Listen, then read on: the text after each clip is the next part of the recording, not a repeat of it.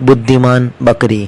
एक बार की बात है कि एक गांव में रीना नाम की एक बकरी रहती थी, जिसके 2 बच्चे थे। रीना बहुत ही बुद्धिमान और साहसी बकरी थी।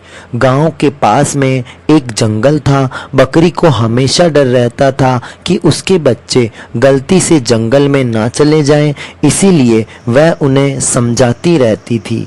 एक बार गांव के अन्य व्यक्ति ने बकरी के मालिक से कहा कि भाई, तुम जंगल से चारा क्यों नहीं लाते? वहां तो चारों तरफ हरा भरा चारा है।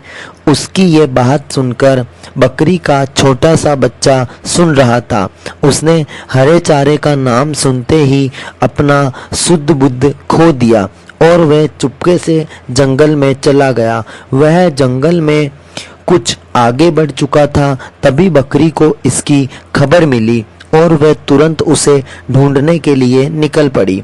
कुछ देर चलने के बाद उसने देखा कि उसके बच्चे को 2 सियारों ने चारों तरफ से घेर लिया था और वह उस बच्चे को देखकर लार टपका रहे थे।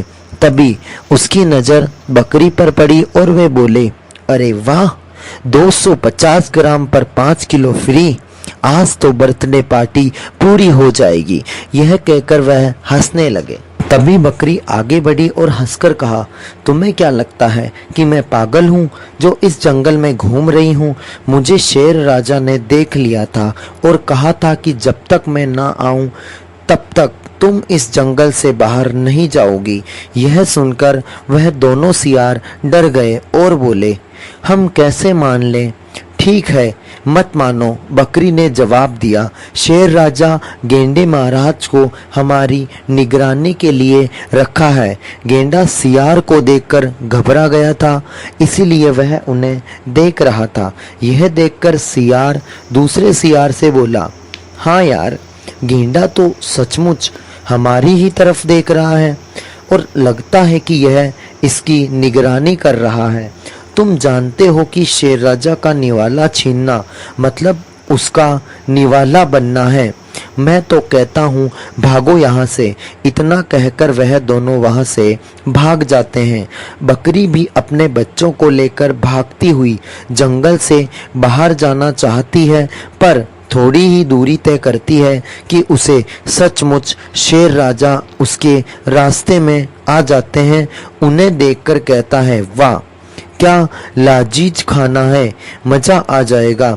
तभी बकरी साहस जुटाकर हंसकर बोली, वाह शेर राजा, खूब सोचा, मगर मुझे क्या पागल समझ रखा है क्या, जो इस जंगल में मैं पिकनिक मनाने के लिए आऊंगी? मुझे आपके सेनापति बाघराजा ने देख लिया था और कहा कि तुम दोनों जंगल से बाहर नहीं जाओगे। मेरे महाराज ने कई दिनों से विश्राम नहीं किया है, इसीलिए आज मैं तुम दोनों को उनका रात्रि भोज भेंट करूंगा। अब अगर आप हमें खाओगे तो यह आपके राजा होने के विरुद्ध होगा, क्योंकि आप अपने मंत्री का अनादर करेंगे। यह सुनकर शेर ने कहा, लेकिन मैं तुम्हारी बातों का यकीन कैसे कर लूं? तभी बकरी बोली, शेर राजा, आपके योग्य सेनापति ने खरगोश को हमारी रखवाली के लिए छोड़ा है। शेर को देखकर झाड़ी के पीछे से दुबका खरगोश डर के कारण उन्हें देख रहा था। शेर को उसकी बात का यकीन हो गया। गर्व है मुझे मेरे सेनापति पर, ऐसा कहकर वह वहां से चला जाता है। बकरी किसी तरह बचकर पुनः गांव की तरफ भागती है। तभी बाघराजा उनके रास्ता रोक लेता है और वह कहता है, आज तो तुम्हारा शिकार कर कर महाराज को भेंट करूंगा।